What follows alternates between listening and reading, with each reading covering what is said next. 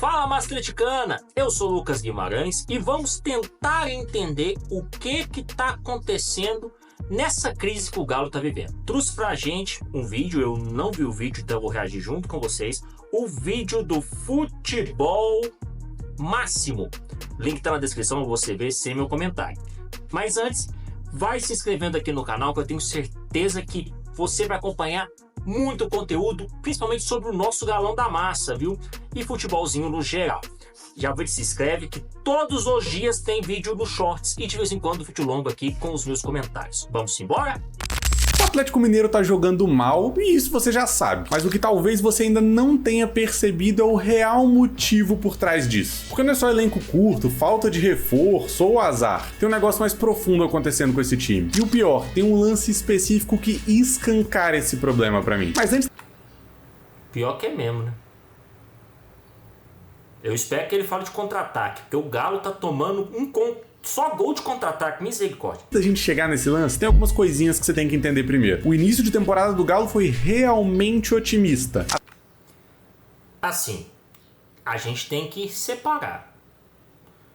Será que o Galo foi muito bom ou é o Campeonato Mineiro que é muito ruim?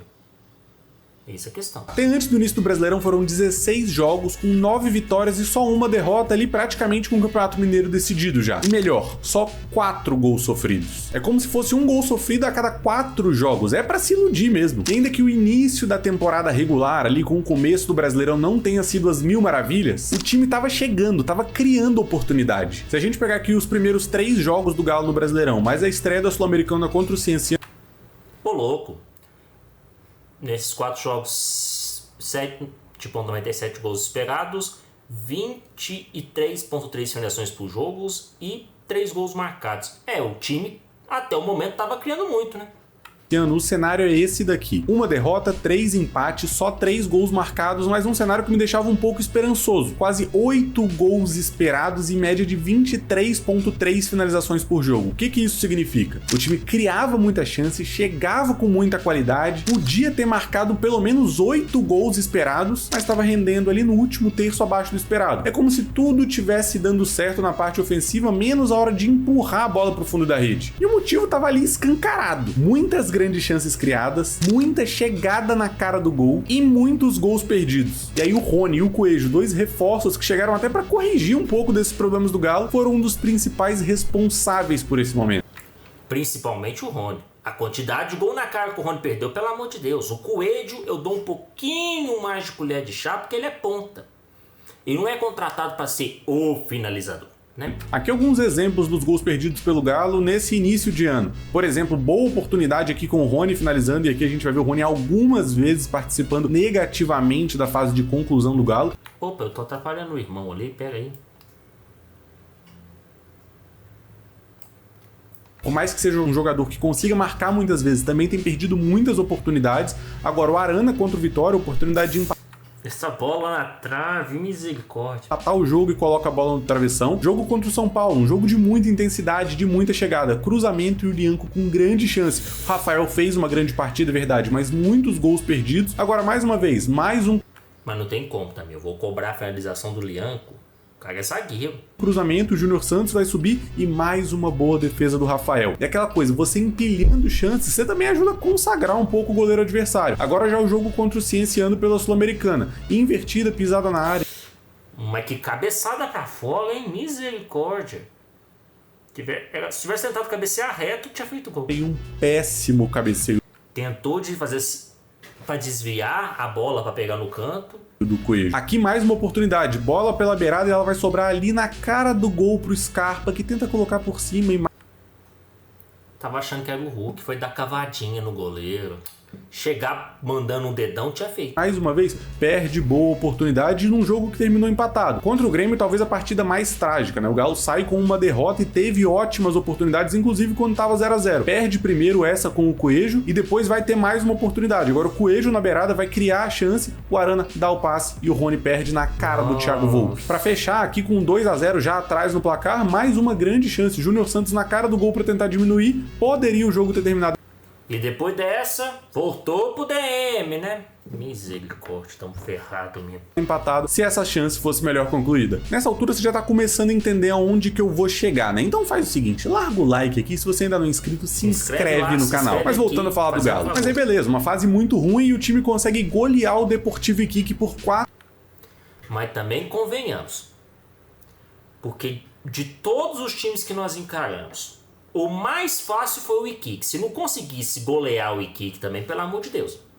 No jogo de volta, o meu conselho à diretoria, se os meninos da base estiver confiante, manda os meninos da base. Já estão com um monte de jogador desfalcado mesmo, manda os meninos da base. Os meninos da base e o Rony. E tá show. 4-0 na Sul-Americana e esperava uma virada de chave a partir disso. Mas não foi bem a verdade. E aí na sequência daquele jogo tiveram 5 partidas com oportunidades de melhorar o ânimo. Esse jogo do Santos, o desespero que eu fiquei achando que nós ia tomar uma sacolada, tanto no jogo do Santos, quanto o jogo contra o Botafogo, que o Galo ganhou, viu? Porque sério mesmo, o Galo, a água que tá, ganhar do Botafogo, do time, né? O problema é que desses 5 jogos foram 3 empates contra Caracas, Mirassol e Maringá, jogos totalmente vencíveis, só uma vitória até surpreendente contra o Botafogo no único jogo em casa e uma derrota para o Santos 2-0 numa fase que o Santos também não estava tão bem assim. Mas o que mais me chama a atenção são os números. Nesses 5 jogos... Agora eu tô tampando o irmão de novo, ou se decide qual lado você vai ficar, ué. Que aí você atrapalha meu react. Tô brincando, viu? Jogos teve 6 gols marcados, mais de 1 gol por jogo em média. O problema é que aí a gente vê uma inversão dos números de certa forma. Se antes a gente viu o Galo com mais de 23 chutes por jogo, esse número já cai para 16,8. Ainda um número alto, mas que mostra uma queda de rendimento na conclusão das jogadas mesmo. E um outro ponto que para mim é mais gritante. Se antes do time... Eu achei que ele ia falar que o ponto mais importante era esse cara aqui, ó. Essa fera. Vou mostrar pra vocês a fera que ele tava falando. Achei que ele tava falando... Peraí que bugou. Só um minutinho. Achei que ele tava falando dessa fera aqui, ó. Mostrar pra vocês a fera. O jogo, esse número já cai pra 16,8. Ainda um número alto, mas que mostra uma queda de rendimento na conclusão das jogadas mesmo. E um outro ponto... Achei que a fera que ele ia falar é essa aqui. Quem me acompanha no Shorts diariamente sabe. O quão que o Caio Paulista tá fazendo um serviço incrível para você não ver o jogo, porque ele encosta na bola e entrega a bola para outro time. Eu não sei o que ele consegue. Se ele é um jogador infiltrado, se ele é um cruzeirense disfarçado. Se vocês quiserem fazer uma proposta para ajudar o Cruzeiro, eu vou dar a dica aqui para vocês. Querem tanto trazer o Dudu? Então faz o seguinte, manda o Caio Paulista para lá e traz o Dudu pra cá, então, já que é o porém. Vocês estão falando, escutei os burburinhos aí de mas tem que trazer pra fazer a troca do Bernard. Bernard é mancado. Mas já que vocês querem levar alguém pra lá, leva o Caio Paulista, por favor. O que pra mim é mais gritante. Se antes do time tinha 3 gols marcados com 8 gols esperados e tava rendendo abaixo do esperado, ou seja, chegava e concluía mal, agora o cenário se inverte. Tem 6 gols marcados com praticamente 6 gols esperados, ou seja, tá rendendo dentro do esperado mesmo. E aqui eu não acho que é um time que tá conseguindo marcar mais gols do que o esperado levemente, porque tá criando boas oportunidades e rendendo a partir disso. Não, é um time que realmente tá rendendo menos. Se antes era como se o Galo tivesse devendo 5 gols entre os gols esperados e os gols realizados, nessa sequência seguinte o XG praticamente equiparou, com o time criando menos oportunidades, convertendo dentro das chances, é verdade, mas marcando menos também. Nessa sequência seguinte o XG estava bem próximo da realidade. E qual que é o problema disso? Um time que marca dentro do esperado e que isso não é suficiente para o cenário atual. Se antes o desespero era na conclusão, agora me parece que o desespero é na criação das jogadas. Tá aí. E... incrível marcação que o nosso time tá, com a zaga toda aberta, né? Qual foi o cenário que você desenhou? Um time que fazia saída de bola, mas que era muito espaçado. E qual que é o problema? Gerar esse tipo de contexto. Poxa, irmão, você me quebra. De novo, vamos voltar pra cá. Com um time espaçado é mais difícil você brigar por uma segunda bola. E que aqui, se o Mirassol tivesse tido uma melhor leitura do jogo, poderia conseguir progredir e ampliar o placar que já estava 1-0. Aqui contra o Caracas, mais uma vez, um time espaçado. O Gabriel Menino vai tentar sair construindo e perceba como que essa segunda bola está distante. Nossa, que facilita com que o Caracas tenha campo aberto para criar uma oportunidade. Você faz uma saída de bola com poucos jogadores, aglomera muitos no último terço e tem pouca gente para brigar caso a situação não dê certo, e aqui inclusive gera uma finalização no jogo na Sul-Americana. Contra o Santos o problema é ainda mais gritante. Mais uma vez, vai fazer uma saída geralmente com 4 jogadores só, muitos jogadores no último terço, e que se você é encurralado e Os atacantes tá tudo junto, hein? Misericórdia. não consegue progredir, pronto, o adversário vai ter campo aberto, e muitas vezes com a pressão mais distante, não conseguindo fazer essa contrapressão. Inclusive aqui o papel do zagueiro é muito cruel, porque se ele salta, ele gera o espaço nas costas; se ele não salta, ele gera espaço para o adversário progredir. Aqui o Santos inclusive vai ampliar o placar com o gol do Barreal.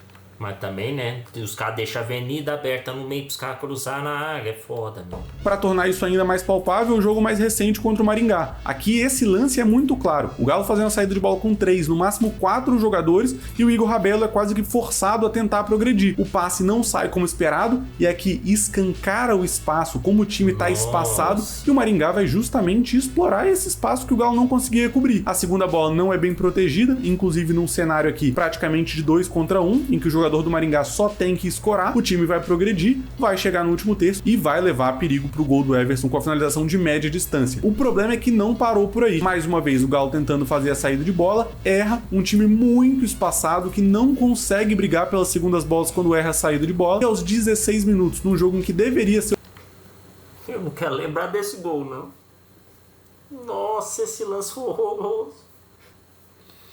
Porque que você olha, ó, nitidamente, o Igor Rabelo deu o bote errado. E também vamos combinar. Parece que esses dois aqui estavam com ingresso prêmio de torcedor. Porque os caras, eles não estavam vendo que tinha um cara aqui, não. Não, tem algum erro muito grande na zaga do Galo. Não sei, é porque os caras confiam demais no talento individual de cada um e falam, não, vou deixar meu companheiro, porque o meu companheiro vai defender. Deve ser isso. Porque não faz o menor sentido, cara.